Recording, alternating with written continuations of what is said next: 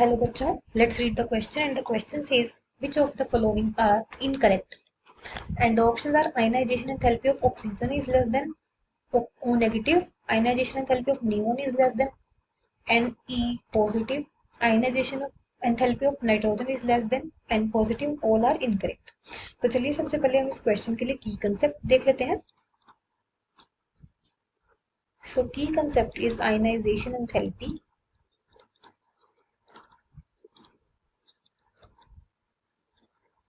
Ionization enthalpy क्या होती है? It is the energy required, amount of energy required to remove an electron from an isolated gaseous atom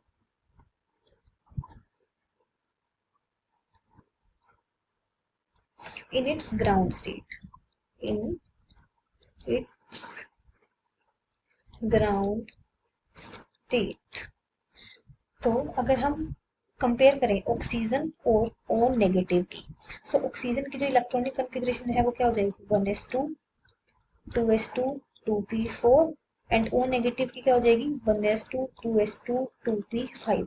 अब O negative में electron क्या है? ज्यादा है, तो यहाँ पर, और O नेगेटिव में P में 4 इलेक्ट्रॉन है, बट जो आयनाइजेशन एनर्जी होती है ना, वो न्यूट्रल एटम में से इलेक्ट्रॉन निकालने के लिए वो हमें ज्यादा रिक्वायर होती है. So more energy is required to remove an electron from neutral atom. Okay, और हम एक रीजन, सो इस वजह से ऑक्सीजन की ज्यादा होनी चाहिए ionisation enthalpy than O negative. But और हम एक रीजन और देख सकते हैं इस बात का कि जो O नेगेटिव है वहां पे इलेक्ट्रॉन्स तो कितने हैं? 5 6 7 9, बट प्रोटॉन्स कितने हैं? प्रोटॉन्स तो 8 ही है. लेकिन ऑक्सीजन की बात करें तो यहाँ प्रोटॉन 8 है और इलेक्ट्रॉन भी 8 है. तो O नेगेटिव में जो न्यूक्लियर अट्रैक्शन होगी, न्यूक्लियर अट्रैक्शन वो क्या हो जाएगी? डिक्रीज. सो इलेक्ट्रॉन को निकालना इजी हो जाएगा क्योंकि प्रोटॉन्स यहाँ कम है. ओके, दैट्स व्हाई ऑक्सीजन की जो आयनाइजेशन एंथैल्पी है वो ज्यादा होती है as compare to ionization enthalpy of O negative. So first option आ गया हमारा इनकरेक्ट. अगर हम बात करें नियोन और नियोन पॉजिटिव की, सो नियोन का atomic number 10, configuration 1s2 2s2 2p6. अब ये कॉन्फ़िगरेशन है फुल्ली फिल्ड. अब यहाँ से एक इलेक्ट्रॉन को निकालने के लिए जो एनर्जी है वो ज्यादा लगेगी, बहुत ज्यादा, क्योंकि फुली फिल्ड जो कॉन्फ़िगरेशन होते हैं दैट आर स्टेबल. सो ये क्यों चाहेगा कि इसमें से एक इलेक्ट्रॉन निकले? So this energy, ionisation energy is more. और जब ये, अगर मान लो यहाँ से हमारे पास बन गया Ne positive, that is 1s2 2s2 2p5. अब ये बन गया नियोन पॉजिटिव.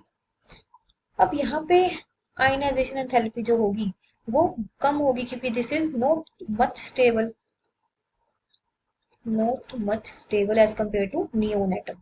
सो यहाँ पर हम लिख सकते हैं आयनाइजेशन एंथैल्पी ऑफ नियोन वो ज्यादा होगी as compare to ionization enthalpy of neon positive. So ये स्टेटमेंट तो करेक्ट गिवन थी. नेक्स्ट अगर हम बात करें nitrogen and nitrogen positive, nitrogen की कॉन्फ़िगरेशन क्या होती है? 1s2 2s2 2p3. अब यहाँ पर हम देख सकते हैं P में 3 इलेक्ट्रॉन्स हैं, 1 2 एंड 3. तो ये कैसी कॉन्फ़िगरेशन हो गई? Half filled configuration. Half filled configuration क्या होती है? स्टेबल. हाफ फिल्ड और फुली फिल्ड कॉन्फ़िगरेशन होते हैं वो स्टेबल होती हैं. सो यहाँ से इलेक्ट्रॉन निकालना बहुत मुश्किल हो जाएगा. लेकिन नाइट्रोजन पॉजिटिव में क्या होगा? 1s2 2s2 2p, यहाँ पे कितने बचेंगे? 2. तो यहाँ पे कोई हाफ फिल्ड या फुली फिल्ड का कोई कंसेप्ट नहीं आ रहा है. सो हम ये कह सकते हैं ionisation enthalpy of nitrogen is greater than nitrogen positive, क्योंकि नाइट्रोजन हाफ फिल्ड है, स्टेबल है. स्टेबल में से इलेक्ट्रॉन निकालने में ज्यादा एनर्जी लगेगी. सो ये जो ऑप्शन था ये भी करेक्ट था. So incorrect option is option A. So final answer will be option A. Hope you find your answer and understood it well. Best of luck.